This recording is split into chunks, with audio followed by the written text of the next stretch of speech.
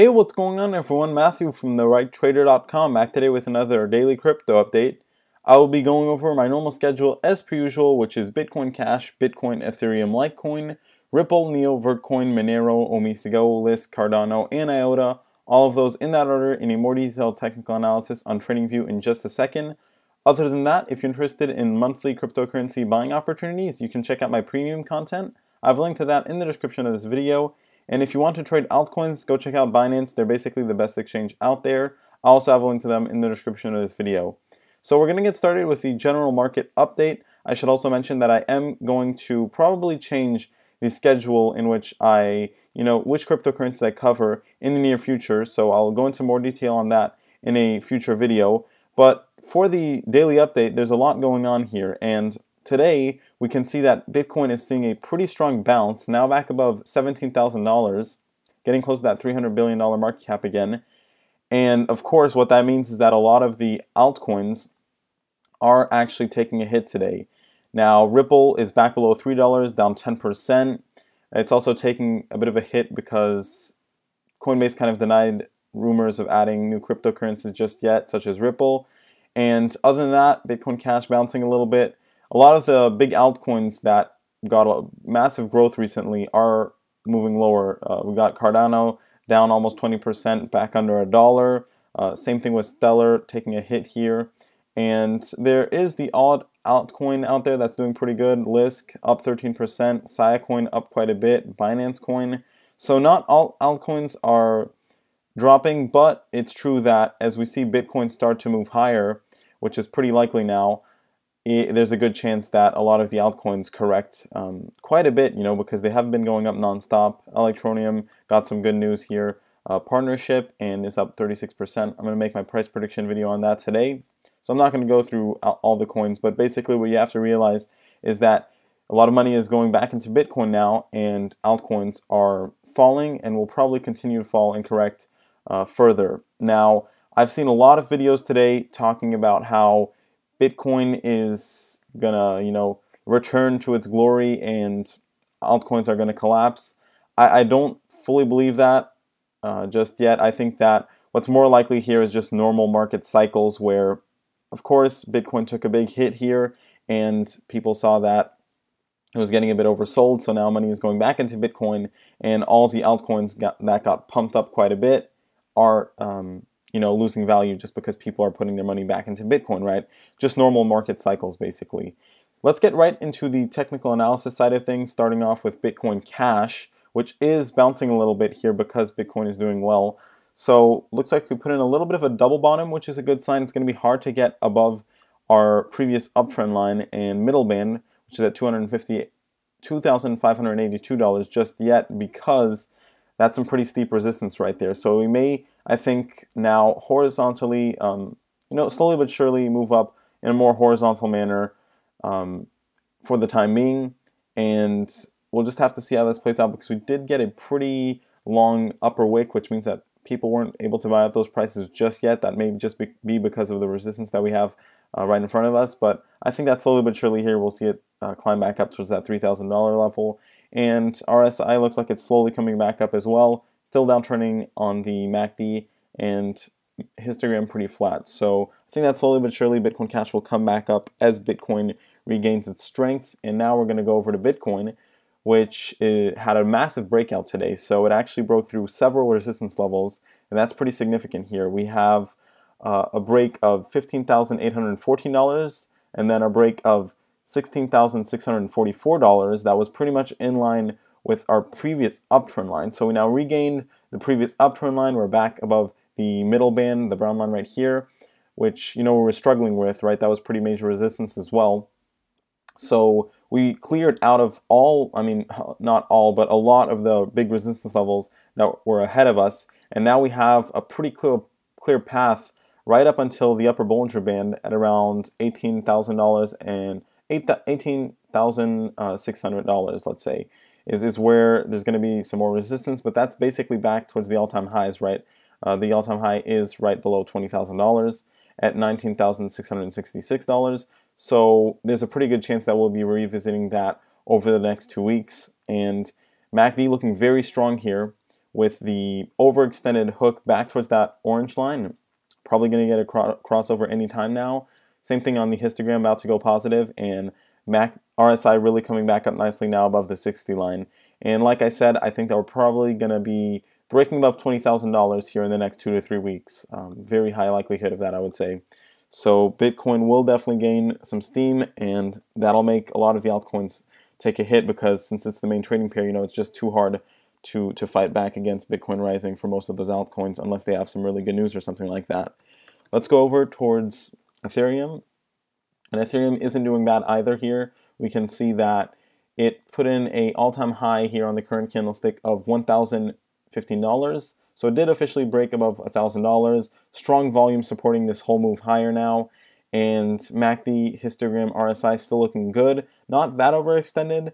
Now, we do have some longer upper wicks because we are, for one, having trouble with the previous uptrend line. And, we are trading above the upper Bollinger Band, which is always hard to do. So right now, we're still in some breakout mode for Ethereum. We could see it move higher or just move back slowly into the middle Bollinger Band range. But I think that we're going to be moving higher in the $1,000 range here as Bitcoin rises.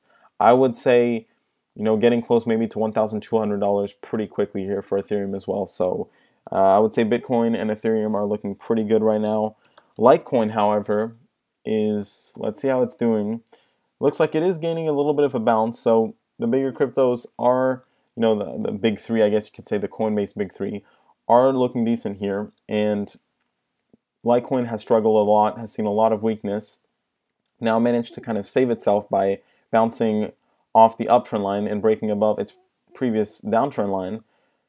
We avoided a disaster there, and now it looks like we're going to be slowly but surely trending along the uptrend line. Hopefully we can break above the middle band and this $267 resistance level, and then start climbing back to above $300, right? That's really where we want to be for Litecoin right now, and that would really clean things up because it has been acting very weak. Looks like we're slowly but surely flattening out on that MACD. Didn't have a crossover just yet, of course. Coming back up slowly but surely on the histogram as well, and flattening out on the RSI. So it looks like the big drops here have slowed down for Litecoin, and will probably be slowly but surely moving back up. I don't think that'll see the same type of bullish momentum as Bitcoin and Ethereum, but it probably is going to recover here because it was part of the the big three here, like I talked about, that took a massive hit over the past 2-3 weeks.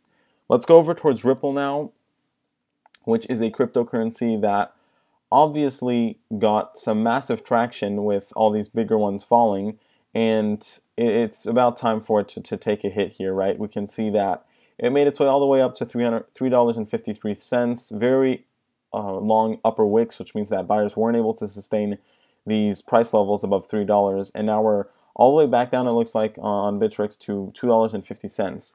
So kind of holding on the uptrend line. I think we're going to lose that pretty quickly and probably move back towards $2 here for Ripple. Maybe even come back and test that middle band, which would be a very nice buying opportunity, I think. I would definitely think about buying if it hits this middle band. That's at $1.56, so it is pretty low, but if we see money come out of Ripple and go into Bitcoin, then it is possible. It did get pumped up because Bitcoin was falling. You have to remember that.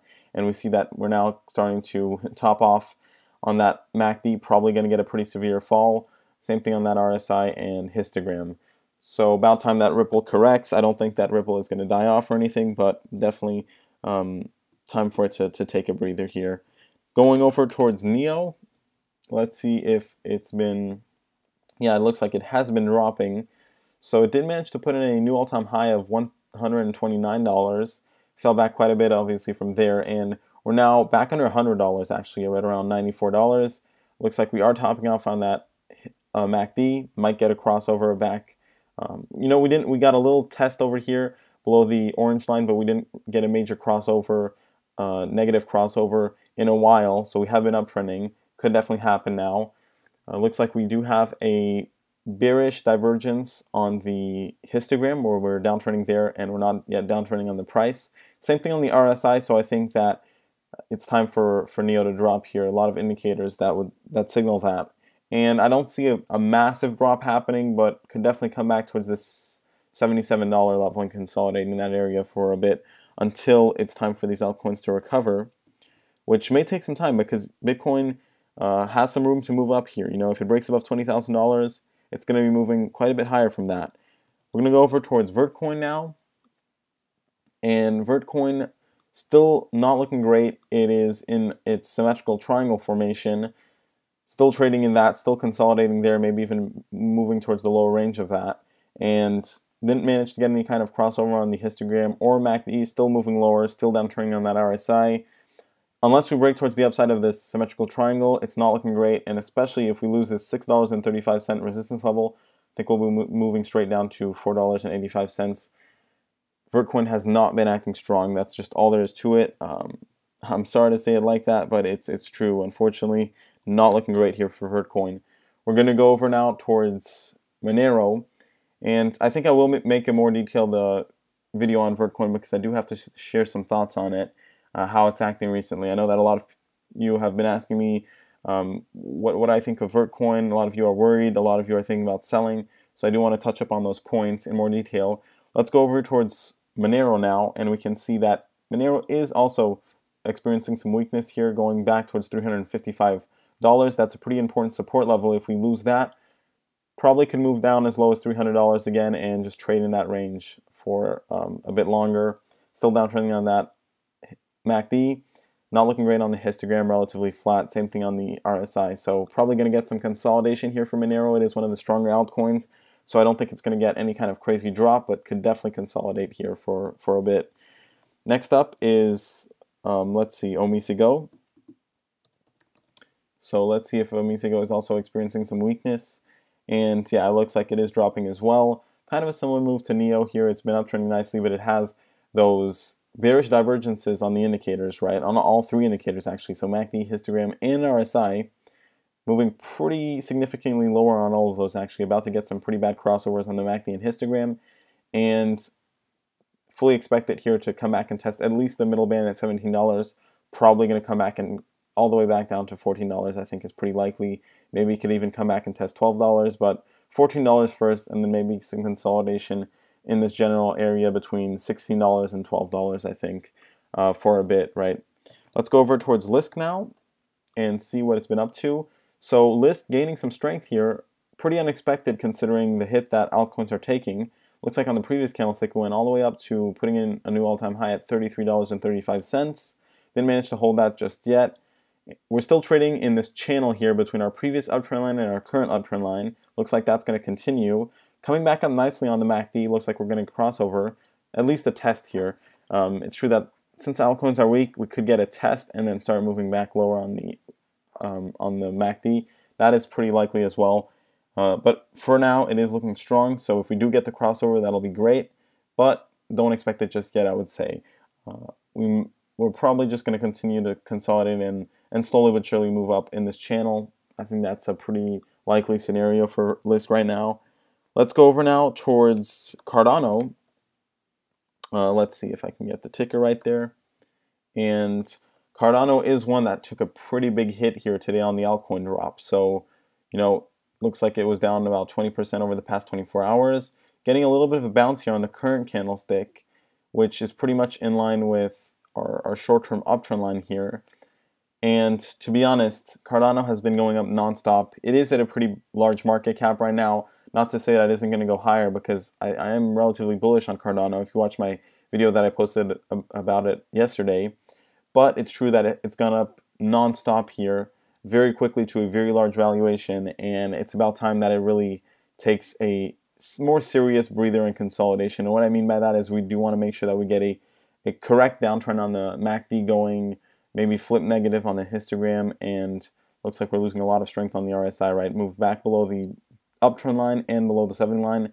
So I think that we're going to see it move pretty significantly lower, to be honest. I would say about a 50% decrease and some consolidation. I mean, I don't know about 50%. That doesn't seem like quite a lot, but you know, at least this middle band, it hasn't really pulled back there in a while, and I could see it even coming back and testing some of these, you know, where we had our previous consolidation, basically, because it's just been going up so much that it only makes sense here if Bitcoin starts, you know, pumping, that Cardano takes a hit for a bit. And I personally will be thinking about buying it at these lower levels, so don't get me wrong, I'm not bearish on it by any means, but just kind of logical here in my opinion that it is going to take a bit of a hit. Let's go over towards IOTA now. And it looks like IOTA is dropping a bit, back below $4, back below the middle band, holding currently decently at $3.80 on the current candlestick. Failed the crossover on the histogram and MACD, not a good sign there. Kind of flat on the RSI. So what this tells me is that pretty likely that we're going to see some consolidation here between $3.42 and $4. If we do lose some of the previous support levels that we put in, below $3.42, basically at around $3, we could really see a big drop here for IOTA. But that's, to be seen in the future. First, we would have to break below $3.42, and I think we're going to see some consolidation before that at the very least. With that being said, everyone, this is the end of the daily crypto update. I hope you enjoyed this video. If you did, please make sure to leave a like and subscribe. Thanks for watching, and have a great day.